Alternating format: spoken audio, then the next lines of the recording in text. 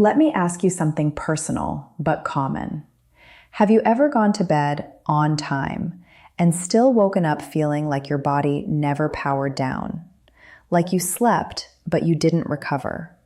Your eyes open and you're already tired. Your energy feels thinner than it used to. Your workouts don't bounce back. Your mood is flatter. And in the quiet moments you don't always say out loud, your erections don't feel as reliable as they were 5 or 10 years ago. If that sounds familiar, I want you to hear this clearly. You're not broken, you're not weak, and you're definitely not alone.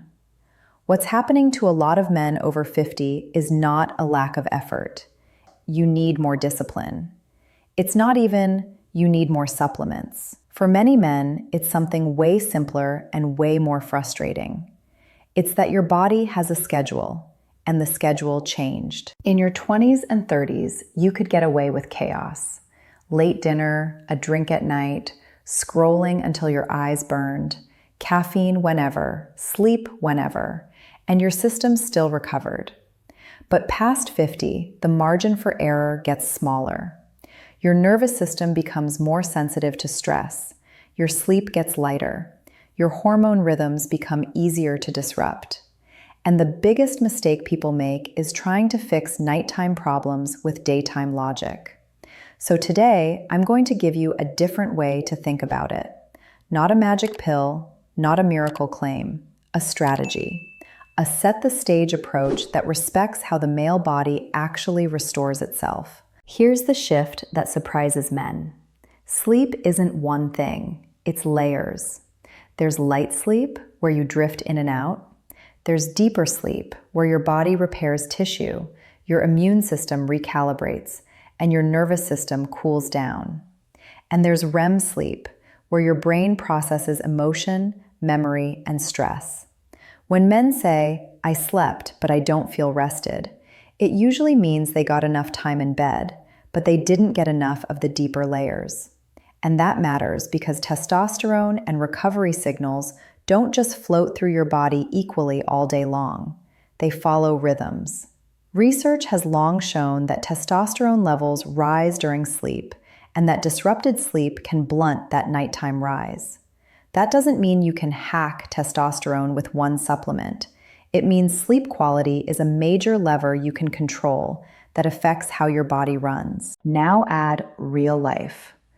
Over 50, a lot of men are carrying more stress, work responsibilities, family pressure, financial pressure, health anxiety, and sometimes a quiet grief that nobody sees. Even if you don't feel stressed, your body can still act stressed. How do you know? You lie down at night and your mind won't shut off. Or you fall asleep but wake up at 2 a.m. like somebody flipped a switch. Or you wake up to pee, then you can't fall back asleep because your brain starts planning tomorrow. That's not a character flaw. That's your nervous system stuck in a higher alert state. And here's the key idea. If your nervous system doesn't shift into a calmer state at night, your body will not fully release into the deep sleep stages where repair happens. So before we even talk about supplements, the first goal is simple. At night, your body needs a signal that the day is over. Not in your head, in your biology. Let's talk about the supplement world for a second. A lot of men do the responsible thing. They buy the bottle, they take the capsule, they try to be consistent. Then 2 weeks later, they feel nothing. So they conclude, supplements don't work. Sometimes that's true. Sometimes it's marketing hype. But sometimes the supplement wasn't the issue. The timing and the setup were. Here's the most useful way to think about nighttime support. Your body is not a machine that responds instantly to input. It's more like a nightclub with a bouncer. It only lets certain processes happen when the environment is right. If you want deeper sleep, better recovery, and more stable performance, you're not forcing your body, you're inviting it. And invitations require atmosphere. That's why the same nutrient can feel useless when taken randomly, but more helpful when taken as part of a repeatable nighttime rhythm. This is where magnesium often comes up. Magnesium is not glamorous. It doesn't have the hype of testosterone boosters. It doesn't come with bold promises. But it is involved in a lot of basic functions that matter for men: muscle relaxation, nervous system regulation, energy production at the cellular level. And in some studies, magnesium supplementation has been associated with improvements in sleep outcomes, especially in people with poor sleep quality or low magnesium intake. Now, I want to be careful here. Associated with doesn't mean it's guaranteed for everyone. Sleep is complex, but magnesium is one of the most common missing basics in modern life because many diets don't provide much of it, and stress can increase the body's demand. So here's the real question. If magnesium might help sleep and recovery, why do so many men try it and feel nothing? A few reasons. 1, they take it at a random time, like lunchtime, then expect it to fix nighttime sleep. 2, they take a form that doesn't agree with their gut, so they stop. 3, they take it but keep doing the sleep wreckers at night, like alcohol, screens, and late caffeine. In other words, they install a new window but leave the house on fire. If you're going to try magnesium for sleep support, your best chance of success comes from making it part of a bedtime plan, not a random pill. And yes, forms can matter. Magnesium glycinate, also called magnesium bisglycinate, is often used because it tends to be gentler for many people and is commonly marketed as calming. There was even a randomized placebo-controlled trial of magnesium bisglycinate in adults with poor sleep quality that tracked insomnia-related outcomes over time. That doesn't mean glycinate is magic. It means it's one of the forms people tolerate well, and tolerance matters because consistency is what makes anything work. But let me say something most supplement videos won't say. If you have kidney disease, if you're on certain medications, or if you have heart rhythm issues, magnesium is not something to casually stack without talking to a clinician. Natural doesn't automatically mean safe for everyone. So my stance is simple. Magnesium can be a useful tool, not a cure, not a guarantee, a tool. Now let's talk about the second ingredient the original content highlights. Taurine is an amino acid-like compound found in the body and in foods, especially animal-based foods. You've probably heard of it because it's in energy drinks. Here's the irony.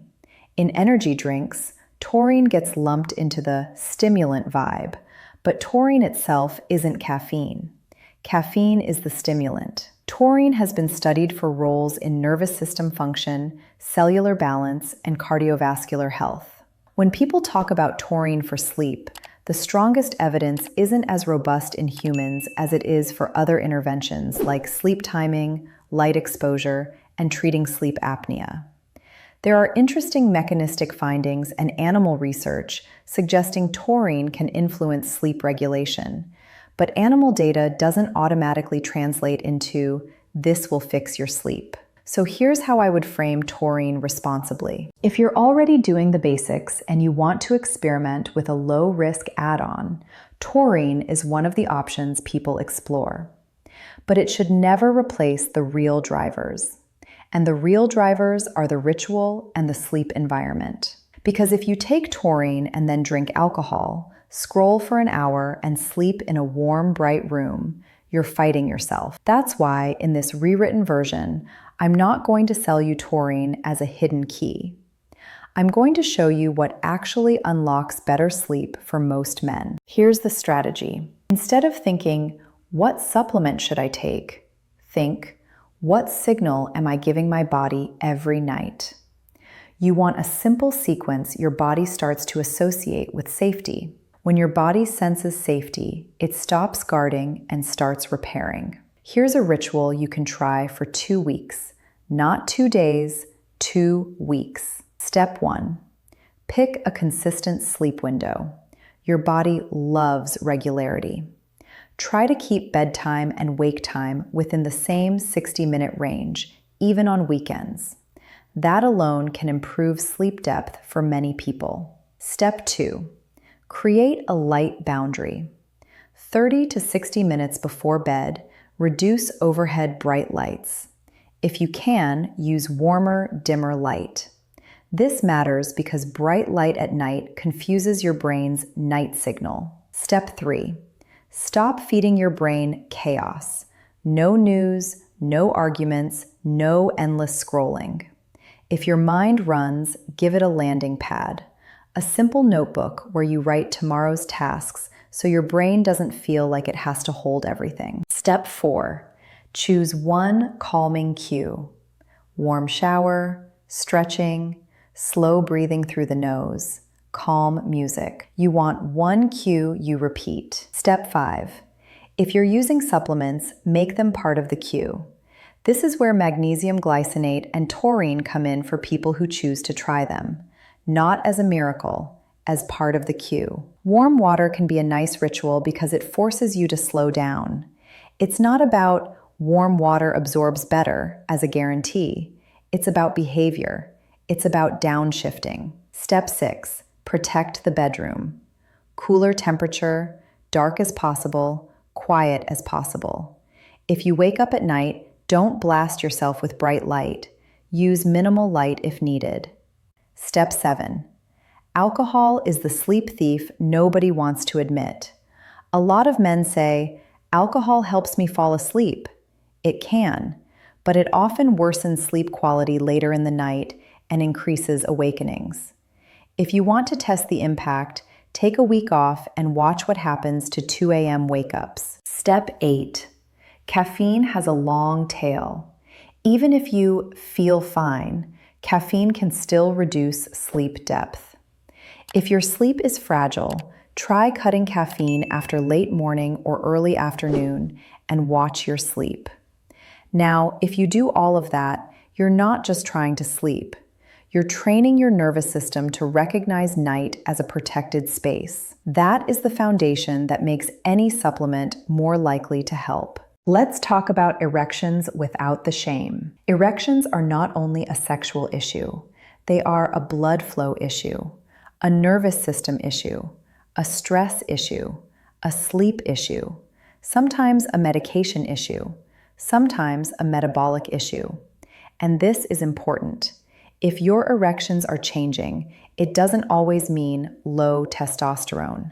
It can mean your body is running on stress chemistry, or your sleep is fragmented, or your vascular health needs attention. One reason sleep matters is that chronic poor sleep is associated with changes in hormones, appetite regulation, insulin sensitivity, and stress hormones. Over time, that can affect vascular function and sexual function.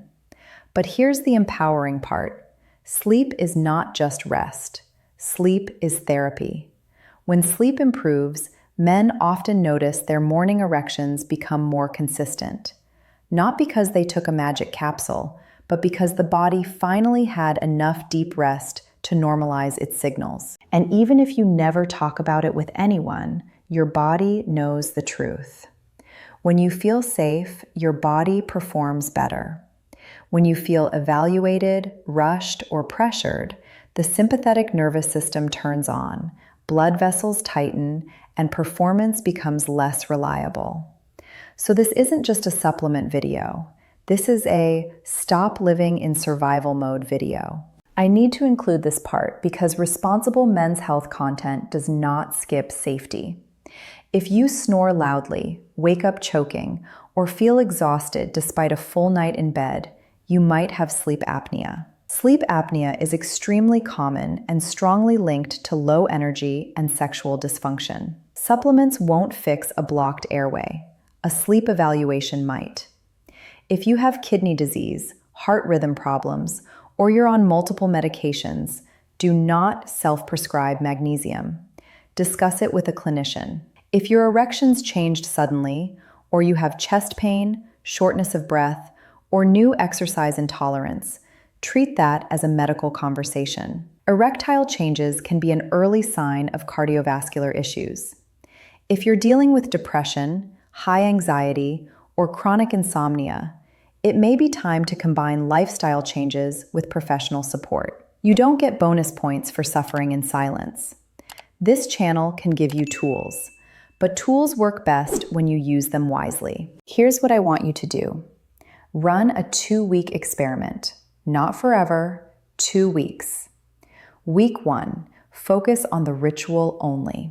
Consistent sleep window, reduce nightlight, no screens 30 to 60 minutes before bed, cooler room, no alcohol, adjust caffeine timing, slow nasal breathing.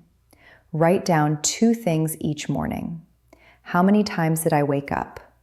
How do I feel from 1 to 10? Week 2, keep the ritual, and if appropriate for you, consider adding magnesium glycinate as part of the routine and discuss taurine with your clinician if you have any medical complexity. The reason I like this approach is simple. It helps you separate what is actually working from what is just hope. Because the truth is, many men will feel better from the ritual alone. And if you feel better from the ritual alone, that's a win. That means you found the lever. If you add a supplement and feel better, great. If not, you still built the foundation. And foundations matter. Let's end the most painful thought. A lot of men privately wonder, is it too late for me? They don't say it because they don't want to sound dramatic, but they feel it. Here's the real answer. Your body is adapting, not quitting. If you've spent years under stress, years cutting sleep short, years telling yourself you'll rest later, your body didn't betray you. It survived. But survival mode is expensive. And the way out is not intensity, it's rhythm. You rebuild energy the same way you rebuild trust, with small, consistent signals. Night after night, you show your body it can stand down. And when it stands down, it repairs. That's when you wake up clearer. That's when your mood returns. That's when your workouts stop feeling like punishment. That's when your confidence starts to come back, because your body feels like you're home again. So tonight, don't chase a miracle. Build a ritual. Give your body the environment it needs to do what it was designed to do. If you try this 2-week experiment, I want you to comment one thing. Not your whole story, just one thing. What time do you usually stop looking at your phone at night? Because that one habit alone might be the hidden switch. In the next video, we'll talk about the 3 most common reasons men wake up between 2 and 4 a.m. and how to fix each one without turning your life upside down. So if you're ready to stop waking up tired and start waking up restored, make sure you're subscribed. Tonight, start small. Dim the lights, slow the breath, protect your sleep like it's medicine. Because for men over 50, it often is. And I'll see you in the next one.